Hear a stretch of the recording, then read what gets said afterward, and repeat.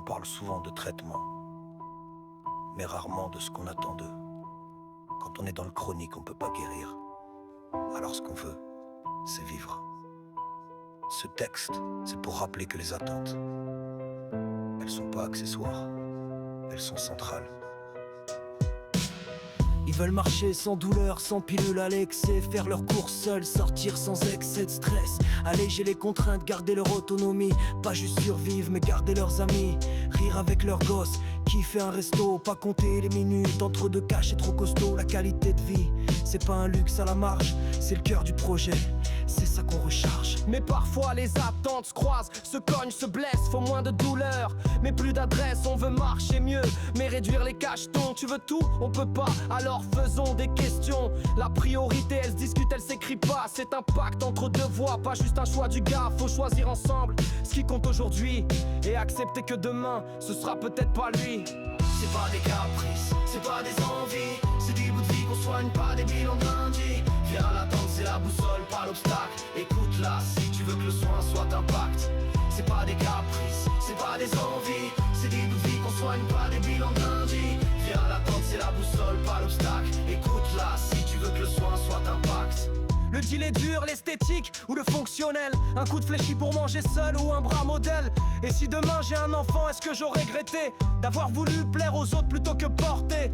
Les attentes elles bougent, comme l'histoire d'un patient. C'est pas une photo figée, c'est un temps mouvant. Et parfois c'est nous, les soignants sans le savoir, qui plantons des attentes comme on vend de l'espoir. À force de voir tes bilans, tes chiffres en gras sur le papier, tu finis par croire que c'est ça qu'il faut surveiller. Tu parles glycémie, tension, mais plus de tes projets, parce que le soin t'a appris que ta vie c'est ce qu'il peut doser. Il te dit autonomie, toi te penses liberté, lui il pense rester assis sans être pour t'habiller. On te vend du rêve via traitement miracle, mais dans le réel t'as toujours du mal à ouvrir tes embâcles. C'est pas des caprices, c'est pas des envies, c'est des bouts de vie qu'on soigne, pas des bilans de lundi. Viens l'attendre, c'est la boussole, pas l'obstacle. Écoute-la si tu veux que le soin soit impact. C'est pas des caprices, c'est pas des envies, c'est des bouts de vie qu'on soigne, pas des bilans de lundi. Viens l'attendre, c'est la boussole, pas l'obstacle. Écoute-la si tu veux que le soin soit impact. Répondre aux attentes, c'est pas juste pour faire bien, c'est booster la satisfaction, tisser un lien. Un patient écouté, c'est un soin mieux suivi. C'est plus d'adhésion, moins de perdu dans la vie.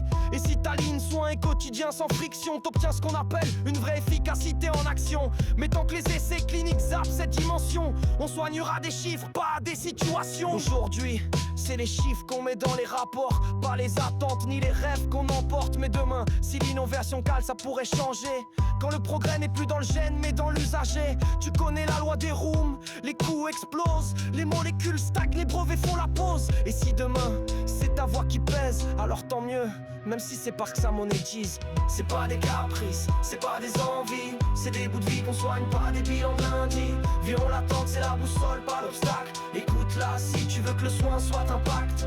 C'est pas des caprices, c'est pas des envies, c'est des bouts de vie qu'on soigne, pas des bilans de lundi. Viens l'attendre, c'est la boussole, pas l'obstacle. Écoute-la si tu veux que le soin soit impact. Soigner, c'est pas faire à la place, c'est faire avec. Et pour ça faut entendre ce qu'on n'évalue pas encore.